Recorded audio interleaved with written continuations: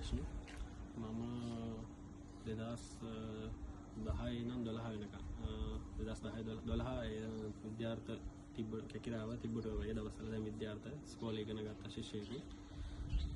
මම දැනට ජපානයේ ජීවත් වෙනවා. වැඩිදුර අධ්‍යාපන කටයුතු කරගනිමින් ජීවත් වෙනවා ජපානයේ. මම කියන්නගත් වීඩියෝ එකේ කියන්න හදන්නේ එක්තරා ගුරුවරයෙක් ගැන. කැකිරාව ප්‍රදේශයේ ඉන්න ධනුෂ්ක මදනායක කැකිරාව ප්‍රදේශයේ ඉන්න ඉතාමත් දක්ෂ ගණිතය ගුරුවරයෙක් ගැන. සර් ගැන කියන්නේ මට ඉතාමත් පෞද්ගලිකව ඒ කාලේ ඉඳන් ගොඩාක් අවස්ථාවලදී උදව් කරපු ගුරුවරයෙක් සහ පෞද්ගලික අවස්ථාවලදී වගේම අධ්‍යාපන කටයුතුවලදී මම ධනුෂ්ක සර් ක්ලාස් වල සහභාගී වුණේ 2010 වසරේ. මට මතක විදිහට මම 2012 වසරේ O-level කරේ. 2012 වසරේ O-level කරේ. ඒ වගේම මට පළවෙනි පාරෙන්ම මම නොහිතපු විදිහකින් මට ගණිතේ පාස් වෙන්න හම්බ වුණා. ඒ වගේම මගෙත් එක්ක ක්ලාස් ගියපු මගේ ක්ලාස් වල හිටපු අනිත් ළමයින්ටත් එහෙමමයි.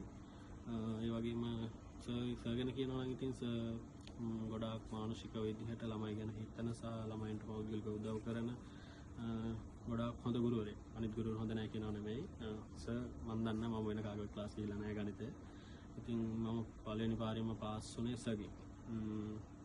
ඒ වගේම සර්ගේ දැනට කැකිරාව ටැලන්ට් ආයතනයේ වගේම දඹුල්ල අනුරාධපුර ප්‍රදේශවලත් ක්ලාස් කරනවා.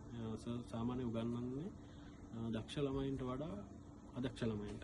මොකද මම දක්ෂ නැහැ ඒ කාලේ. මම දන්නවා පෞද්ගලිකව මම ගණිතය කියන්නේ මට පට්ට බෝරින් විෂයක්.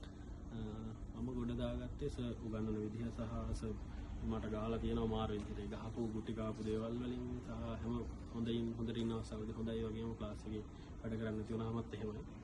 ඉතින් ඒ ගුටි කාලා වැඩ කරන්න තියනදලා ඒ ගහලා පස්සෙන් ඉඳලා හැමදේම ඒවා කරපු නිසා තමයි මට කොට යන්න හම්බුනේ. ඉතින් මම රෙකමන්ඩ් කරන්නේ නැහැ සාමාන්‍යයෙන් ගුරුවරුන්.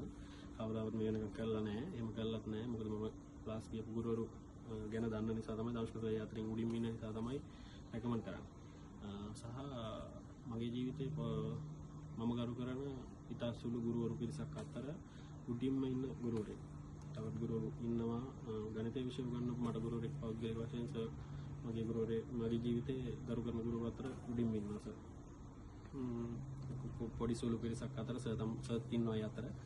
ඉතින් සර් ගැන කියනවා නම් සර් ගැන කියන්න ගොඩාක් දේවල් තියෙනවා. ඉතින් කියන්න බැරි තරම් දේවල් තියෙනවා සර්ගේ.